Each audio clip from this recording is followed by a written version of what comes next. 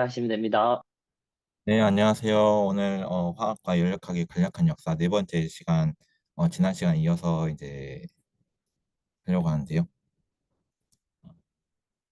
지금 네, 저희가 지금 화학과 연력학에 대한 간략한 역사 이제 하고 있는데 이제 또 너무너무 오래돼서 지난 시간에 한번 또 리마인드 하려고 지난 시간에 만들었던 페이지를 몇 장 또 가지고 왔는데요. 이 세미나는 지금 판타리라는 책이랑 그리고 아인슈타인의 냉장고라는 두 책으로 이제 만들고 있습니다. 그래서 판타리라는 책에서 알려주는 것처럼 대부분의 이제 과학적인 어떤 역사가 이 유체역학에서 시작했다라고 이 책에서는 주장하는 것 같습니다. 그래서 화학과 연력학 같은 경우는 화학은 플로지스톤이라는 유체를 가정을 했고 연력학 같은 경우는 칼로릭이라는 유체를 가정을 해서 그 유체의 흐름에 따라서 이런 화학적인 연소 반응이라든지 그리고 연력학에서 드러나는 열의 이동이 이런 칼로릭 유체에서 시작된다라고 많은 과학자들이 주장을 했었다고 합니다. 그래서 앞 시간에서 크게 두 가지의 질문으로 이 과학사가 어떻게 진행되었는지를 살펴보았는데요. 첫 번째 질문이 물질이라는 것이 어떻게 탈까에 대한 궁금증에서 시작을 해서 아리스토텔레스의 이 사원 소설, 뭐 오원 소설이라고 할 수 있는데 이분의 주장을 시작으로 플로지스톤이라는 것이 물질에서 빠져나가거나 들어오는 과정에서 물질이라는 것이 타는 것처럼 보여지는 현상이 이렇게 나타난다라고 이제 맨 처음에 있는 그 과학자들은 그렇게 주장을 하다가 나중에 라부아지에가 등장을 하면서 그것이 아니고 이제 산소와 반응을 하면서 이 화학 연소 반응이 이렇게 나타나는 거다. 질량 보존 법칙을 이제 규명을 하면서 이제 라부아지에가 앞에 있었던 플로지스톤 유체를 뒤집어 엎게 됩니다. 그 와중에 이제 1차 산업혁명이 일어나게 되는데요. 1차 산업혁명의 주역이었던 아담 스미스, 그리고 조셉 블랙, 그리고 제임스 와트 모두 다 글라스고 대학 교수님들이시고요. 이분들이 어쩌면 세계 역사에 있어서 가장 큰 획을 그은 위인들 중 한 명, 위인들이 아니실까라고 생각한다고 해서 지난 시간에 저희는 글라스고에 살고 있으니까 이분들에 대해서 조금 소개해드리는 시간을 가졌습니다. 그리고 어, 이제 산업혁명 때 중요했던 질문이 그래서 이 연료라는 것을 어떻게 효율적으로 사용하느냐가 굉장히 중요했습니다. 그래서 그 배경으로 사디 카르노라는 분이 이제 등장을 하는데요. 앞 시간에서는 이제 이분을 위주로 설명을 드렸던 것 같습니다. 그래서 라자르 카르노의 아들인 사디 카르노가 카르노 이론이라는 것을 이제 저희에게 가르쳐 주게 되었는데 크게 결국은 칼로리 이론이라는 것을 주장하는 쪽과 그리고 주장하지 않는 쪽으로 나눠서 볼 수 있다고 생각합니다.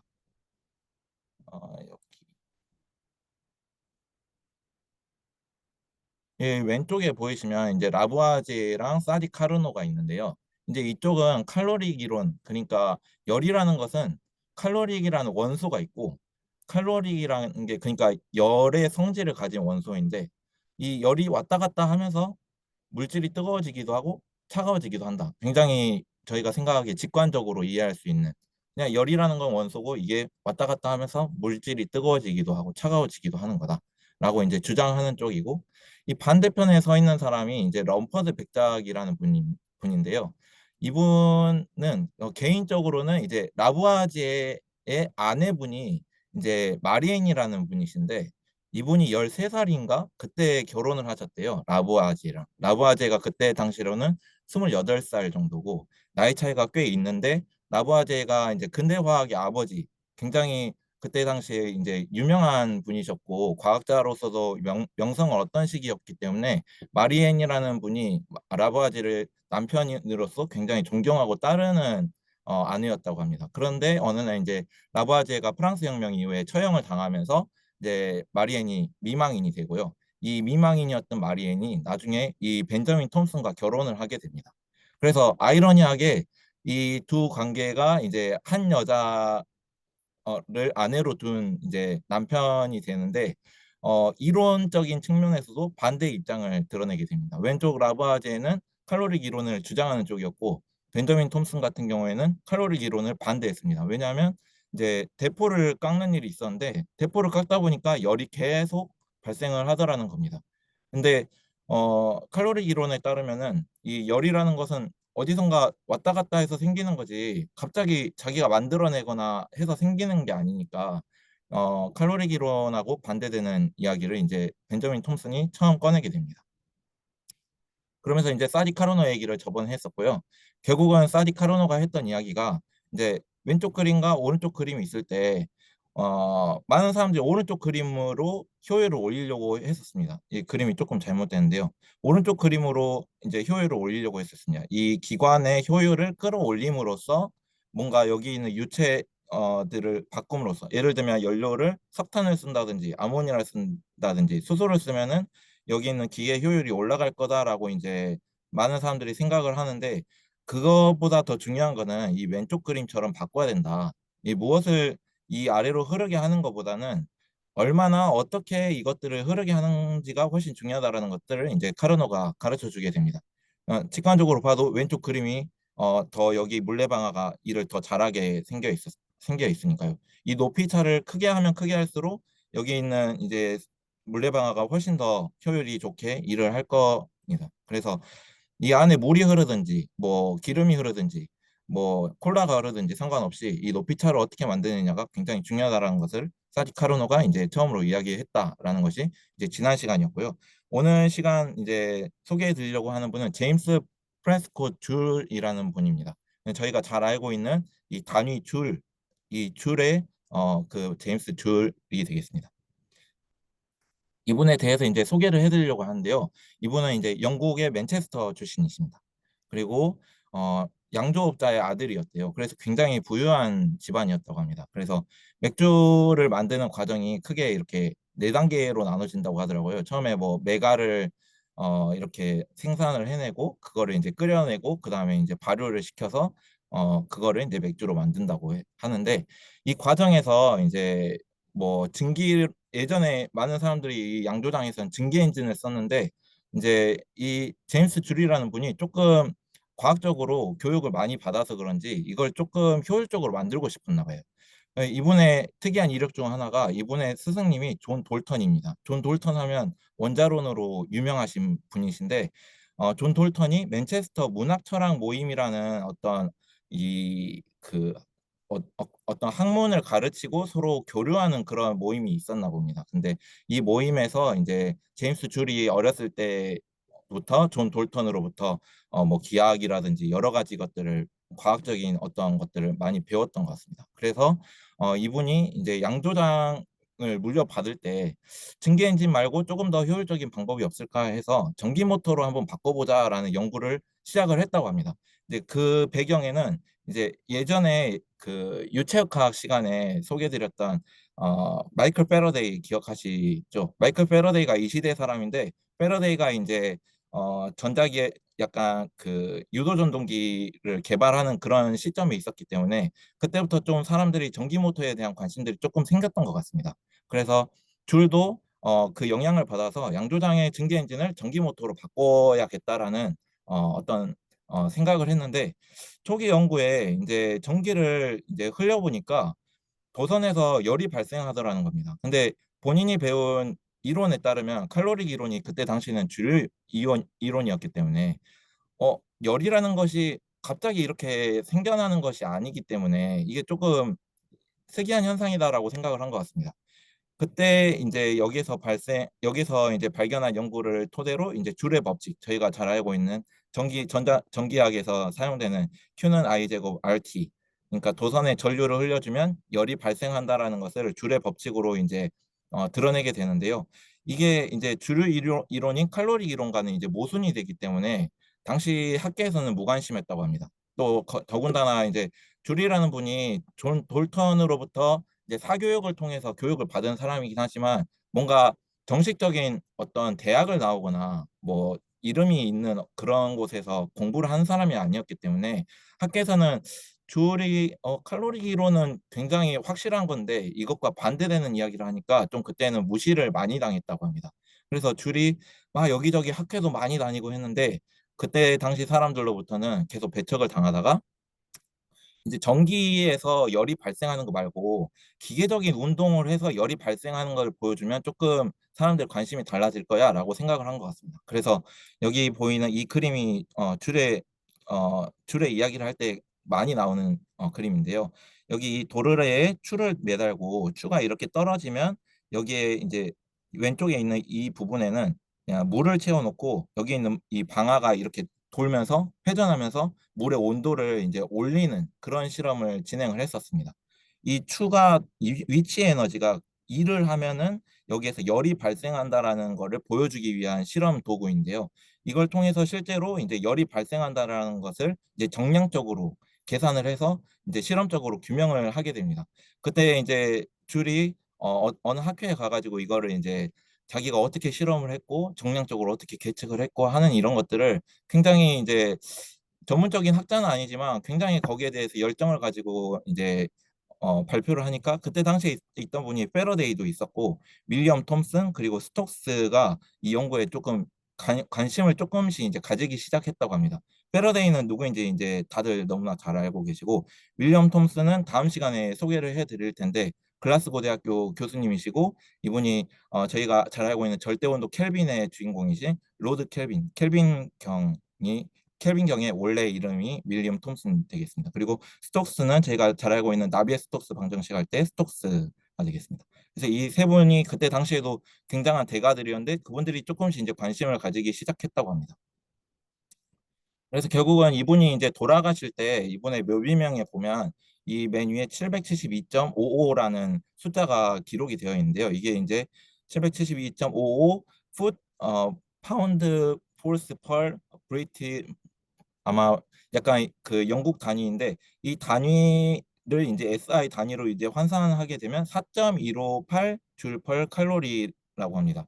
예, 현대에서는 제가 4.186 줄 퍼 칼로리이기 때문에 굉장히 근접한 결과를 그때 당시에 줄이 도출해냈다라는 것을 알 수 있고요. 결국 줄이 보여줬던 거는 그때 당시에 제임스 와트의 증기기관에서 열을 통해서 그러니까 석탄을 떼워서 열을 만들면은 일을 할 수 있다라는 것까지는 사람들이 다 이해를 했는데 반대로 일을 해가지고 열을 만들 수 있다라는 거는 칼로리 이론에는 이게 모순되기 때문에 그거를 이제 사람들이 믿지 않다가 줄이 이제 열이 일이 될 뿐만 아니라 일이 일도 열이 될 수 있다라는 것을 이렇게 증명을 하게 됩니다. 그래서 줄의 업적이 이렇다고 소개를 해드릴 수 있을 것 같고요.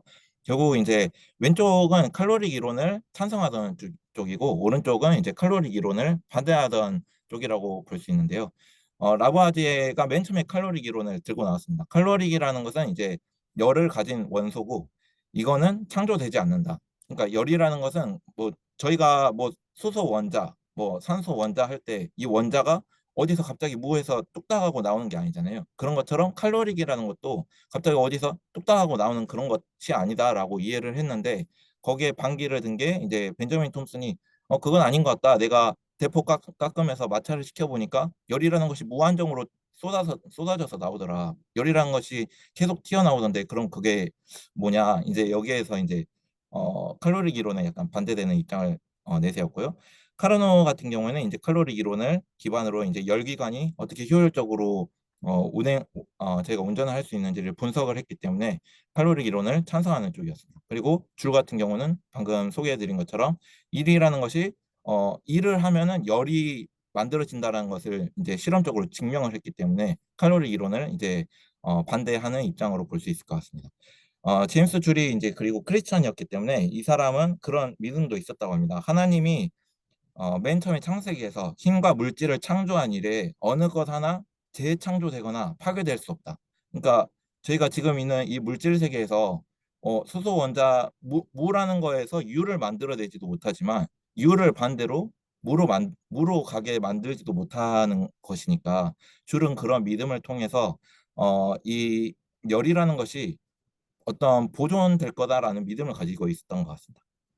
그래서 카르노 같은 경우에는 열역학 제2법칙인 엔트로피 법칙, 그러니까 열이라는 것이 뜨거운 곳에서 차가운 곳으로 흐른다. 이 방향성에 대한 법칙을 어, 보여주는 어떤 토대를 마련한 인물이 되고요. 그리고 제임스 줄 같은 경우에는 이 보존된다라는 이 에너지 보존 법칙의 연력학 제1법칙을 그 토대를 마련한 인물로 저희가 알려져 있다고 합니다. 그래서 두 사람의 주장이 굉장히 서로 일리가 있는 이야기들을 계속하니까 후대 과학자들이 그것을 통해서 이 둘을 어떻게 조화를 시킬지를 두고 계속 고민을 하게 되는데요. 그 이후의 이야기는 이제 다음 시간에 또 소개해 드리도록 하겠습니다. 오늘은 이제 추가로 어, 제가 지금 읽고 있는 그 판타레이라는 책에서 조금 재미있는 이야기들이 있어서 그냥 몇 가지만 더 가져와 보았는데요. 이 럼퍼드 백덕이라는 분이 이제 아까 소개해드린 것처럼 칼로리 이론을 반대하는 이야기를 처음 꺼냈다고 했습니다. 근데 이분이 이제 수프와 수비드 요리를 처음으로 만든 분이라고 하더라고요. 팬콩 요리의 창시자라고 알려져 있다고 합니다. 그리고 런던 왕립연구소를 설립했는데 이 런던 왕립연구소에서 럼퍼드 백덕이라는 분이 이제 발굴한 인물이 이 험프리 데이비라는 분이라고 합니다. 험프리 데이비가 그때 이제 사람들한테 과학이 얼마나 재밌는지를 막 소개하고 요즘으로 치면은 약간 유튜버 같은 역할을 한 것 같아요. 그래서 대중들한테 과학이 얼마나 신기하고 또 재미있고 또 놀라운지를 소개하는 그런 것들을 많이 이제 럼퍼드 백작이 이렇게 하려고 했는데 그때 발굴한 사람이 험프리 데이비고 험프리 데이비가 발굴한 사람이 마이클 패러데이입니다. 마이클 패러데이를 통해서 전자기학이 이제 시작이 됐죠. 그래서 어떤 면에서 보면 이 럼퍼드 백작이 전자기학을 시작할 수 있는 토대를 마련해 준 사람이 아닐까라는 생각도 하고요. 그리고 존 돌턴 이야기로 넘어오면 아까 소개해드린 것처럼 제임스 줄의 선생님이 존 돌턴이라고 했는데 이분은 잘 아시다시피 원자론의 아버지이고 칼로리 기론을 신봉했었다고 합니다. 그런데 이제 럼퍼드 백작이 칼로리 기론을 이제 반대하는 이야기를 하니까 존 돌턴이 럼퍼드 백작을 공격을 많이 했었다고 해요. 근데 존 돌턴의 제자가 아이러니하게도 제임스 줄인데 제임스 줄은 칼로리 기론을 반대하는 쪽에 서 있었거든요. 그래서 어, 이 둘은 맨체스터 문학 철학 모임에서 만났는데 처음에 이제 선생이고 제자로 이렇게 만났지만 나중에는 조금 이론적인 측면에서는 다른 이야기를 이제 하는 역사적인 사실이 좀 재밌었고요. 제임스 줄 이후에 이제 제임스 줄이 이제 좀 나이가 들고 나중에 맨체스터 문학 철학 모임의 회장이 된다고 합니다. 근데 그 모임에 들어온 사람 중에 한 명이 오스본 레이놀즈라고 합니다. 오스본 레이놀즈는 이제 유체학 하시는 분들은 다들 잘 아시겠지만 레이놀즈 넘버라고 해서 무차원수 중에 굉장히 유명한 수를 이제 처음으로 고안하신 분이 오스본 레이놀즈입니다. 그래서 이분도 맨체스터 문학 철학 모임에 제임스 줄이 회장일 때 이제 들어와 가지고 제임스 줄이 조금 많은 공헌을 했었다고 하는데 그 이야기를 이제 다음 장에서 해드리도록 하겠습니다. 그리고 오스본 레이놀즈 이야기를 이제 뒷장에서 할 텐데 아무튼 이 왼쪽은 칼로리 이론을 이제 찬성하던 쪽이고 이 오른쪽에 계시는 분들이 칼로리 이론을 조금 반대하던 분들입니다. 그리고 다음 시간에 아까 살짝 언급해드렸던 윌리엄 톰슨, 켈빈 남작에 대해서는 다음 시간에 더 자세하게 소개해 드리도록 하겠습니다. 이분이 조금 재미있는 이야기가 많거든요. 그래서 오스본 레이놀즈 이야기가 나온 김에 조금 재밌는 이야기를 조금 더 붙여봤는데요. 레이놀즈가 이제 아까 소개해드린 것처럼 맨체스터 문학 철학 모임에 가입을 해가지고 이제 그때 그 모임의 회장이 줄을 만나서 이제 많은 격려를 얻고 논문을 쏟아내기 시작했다고 합니다. 그래서 레이놀즈가 최초로 저희가 잘 알고 있는 그 충류와 난류를 이 레이놀즈 넘버로 이제 구분을 하게 되는데 그 무차원수를 맨 처음에 유도해낸 게 이 오스본 레이놀즈라고 하고요. 유체역학 역사에 있어서는 굉장히 중요한 사람이기 때문에 이렇게 또 제임스 주라고 이렇게 연결된다는 것이 조금 재밌었고요. 그 논문 성공 이후에 이제 그때 당시 아까 말씀드렸던 그 켈빈 남작이라는 분이 글라스고 대학에 이제 재직 중이셨는데 1884년에 레이놀즈한테 명예 박사 학위를 수여했다고 합니다. 그래서 어떤 면에서 보면 이 레이놀즈라는 분이 글라스고랑도 좀 관련이 깊지 않나라는 생각을 한번 했습니다. 그리고 오스본 레이놀즈의 제자 중에 한 명이 이 왼쪽에 보이는 분이 이제 J.J. 톰슨이라고 해서 조지 존 톰슨인데요. 이분이 맨체스터 대학에 입학해가지고 레이놀즈의 수업을 들은 제자라고 합니다. 그래서 14세에 대학에 입학했으니까 굉장한 천재였을 것 같고요. 뭐 JJ 톰슨뿐만 아니라 아까 앞 페이지에서 보이신 분들도 거의 다 한 15세, 14세쯤에는 이미 다 대학에 들어가서 뭐 다들 남다른 그런 천재성을 보여주신 분들이었는데 아무튼 이 JJ 톰슨이라는 분도 이때 이제 맨체스터 대학에 입학해가지고 레이놀즈의 제자라고 볼 수 있을 것 같은데 이분이 나중에 이제 캠브리지 대학의 캐번디시 연구소의 소장이 됩니다. 그리고 이분의 제자가 또 어니스트 러더퍼드라는 분인데 이 두 분이 한 게 원자의 모형을 원자 모형의 그 역사를 보시면 맨 처음에 그 존 돌턴 앞에 여기 있던 존 돌턴이 이제 맨 처음에 원자론을 얘기를 물론 이제 그 앞에 이제 그리스 철학에서도 원자론에 대해서 이야기하는데 존 돌턴이 맨 처음에 당구공 모형을 맨 처음에 제시를 하고요. 그 다음에 제이제이 톰슨이 이제 약간 그 건포도 모형. 그래서 원자가 아마 이런 모양으로 생길 것이다라는 것을 이제 제안을 했고, 그 다음 이후에 어니스 러더포드가 이제 저희가 잘 알고 있는 그 원자 핵이 가운데 있고 그 주변을 전자가 돌고 있는 모형을 이제 제안하는 사람으로 해서 두 분이 이제 나중에 노벨상을 받게 되는데요. 그래서 이 이후에 있는 이 사람들이 양자역학에도 굉장히 큰 영향을 미친 사람들인데 이 인물들이 어떻게 서로 관계되어 있고 서로 연관을 줬는지를 좀 보니까 굉장히 재밌어서 한번 추가로 가져와 봤습니다. 네, 쭉 이렇게 역사적으로 어떤 모양으로 이어졌는지 이런 그림으로 이어져 있고요.